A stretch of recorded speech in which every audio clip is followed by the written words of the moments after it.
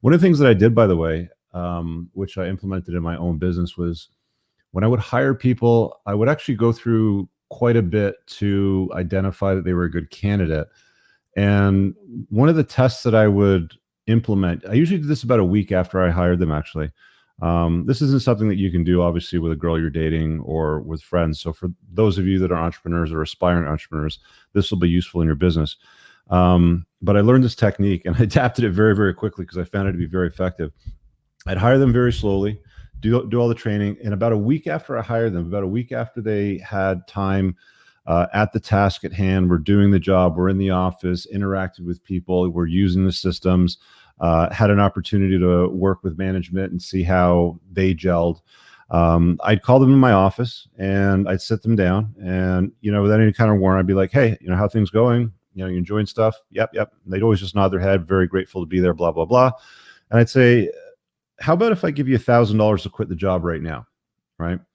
And I would start bidding it. I think I would bid it up normally to about $2,000. And for the most part, if I did a good job hiring slowly and vetting them for the role, most people would say, it doesn't matter what you offer me today. You could offer me $5,000. I wouldn't quit.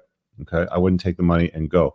This was basically a firing bonus. And what I wanted to do was I wanted to see if they really wanted to be there. Because somebody that really wanted to be there would, again, turn around and say, it doesn't matter if you pay me $3,000, $5,000, $10,000. I don't care. I love this. I want to stay here. I like this company. I like what's going on here. I did have one person, I think the entire time, who I suspected wasn't going to stay for very long. He was a younger kid. And he needed to be outdoors and work with his hands, was what I figured out at the end of it. He was one of the early on ones that I made a mistake on.